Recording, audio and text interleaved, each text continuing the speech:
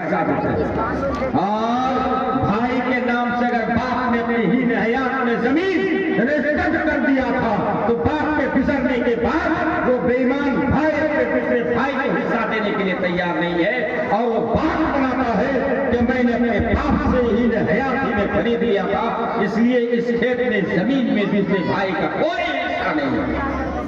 یہاں انصار اور مہاجرین کو دیکھو۔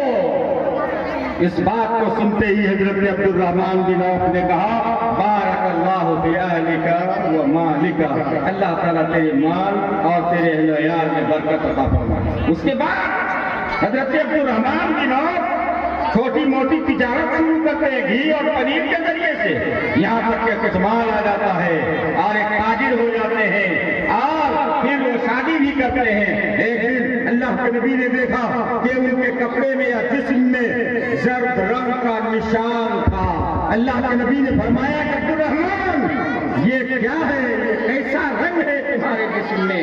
حضرت عبد الرحمن نے کہا کہ اللہ کے نبی میں نے شادی کر لی ہے، میں نے شادی کر لی ہے۔ اللہ کے نبی نے دعا دی ان کو، عبد الرحمن بن عوف کو، اور فرمایا اولیم ولو بشاتن، تم ولیمہ کرو اگرچہ ایک بکری ہی کیوں نہ ہو، یعنی ایک بکری ہی ذبح کرو اور اس کی ضیافت کرو اور لوگوں کو بلا کر کے کھلاؤ، یہ بڑی خوشی کا مقام ہے، یہ بڑی خوشی کی بات ہے، اس کو یہ ہے ولیمہ۔ ہم بارات لے کر کے جو جاتے ہیں 50 60 100 150 کی تعداد میں، اور جا کر کے لڑکیوں کے گھر میں کھاتے ہیں طرح طرح کے کھانے، یہ ولیمہ نہیں ہے، یہ دعوت بھی نہیں ہے، یہ اپنی زبان میں یہ بھوک بھی نہیں ہے، بلکہ ایک اسراف ہے، یہ فضول خرچی ہے۔ اسلام میں اس کا کوئی جواز نہیں ہے میرے بھائی۔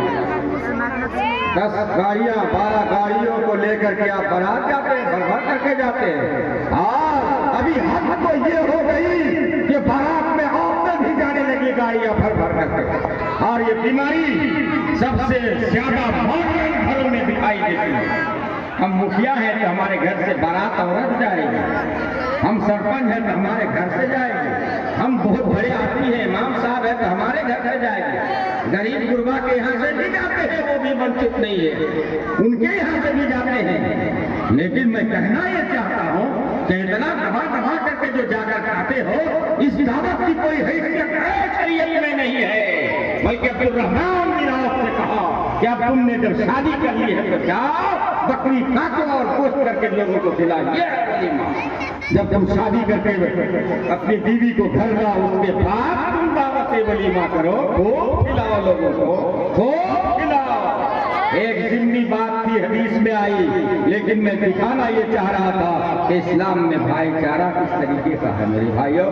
دوسرے دھرم اور مذہب میں ایسا نظام، ایسا قانون یا ایسے قانون کی کتاب میں آپ کو نہیں ملے گا جتنی رحمدلی، جتنی شفقت اور جتنی محبت اسلام کے نظام قانون میں ہے، اتنی آپ کو کہیں دوسری جگہ نہیں مل سکتی ہے میرے بھائی۔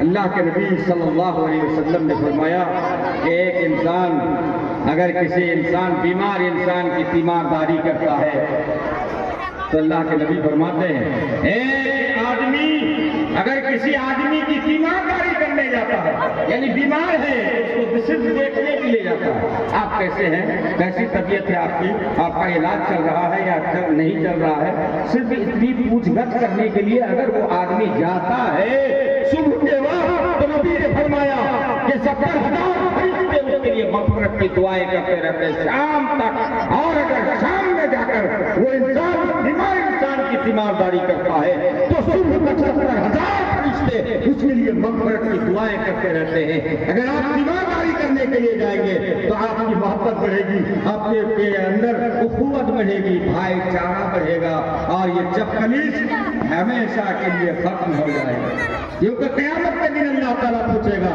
اے آدم کے بیٹو، میں بیمار تھا تو تم نے میری تیمارداری کیوں نہیں کی تھی؟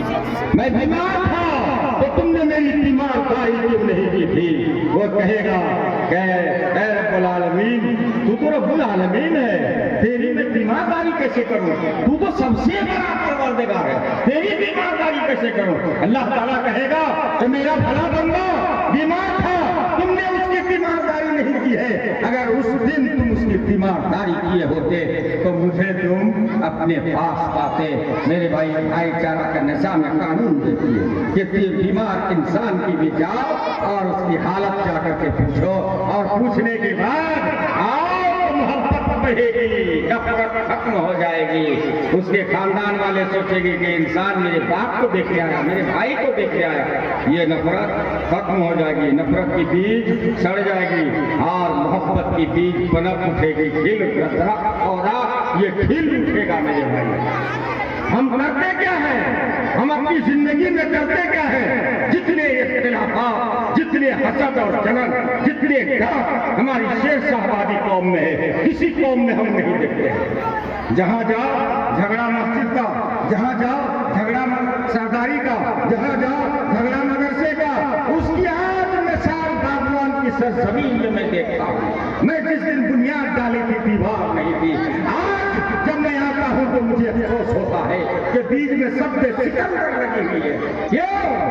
یہی سبب ہے نفرت کا, یہی سبب ہے عداوت کا, یہی سبب ہے حسد اور جلن اور راہ کا, یہی سبب ہے چوٹاہٹ کا, یہی سبب ہے ذمہ داری لینے کا, اور یہی سبب ہے اسلام کے نظام قانون کو بدنام کرنے کا.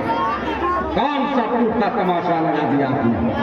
آپ چائے کی دکان میں بیٹھتے ہیں, ایک دوسرے کو گالم گلوچ کرتے ہیں, کیا آپ کا گناہ نہیں؟ کیا اللہ کے رجسٹر میں لکھا نہیں جاتا؟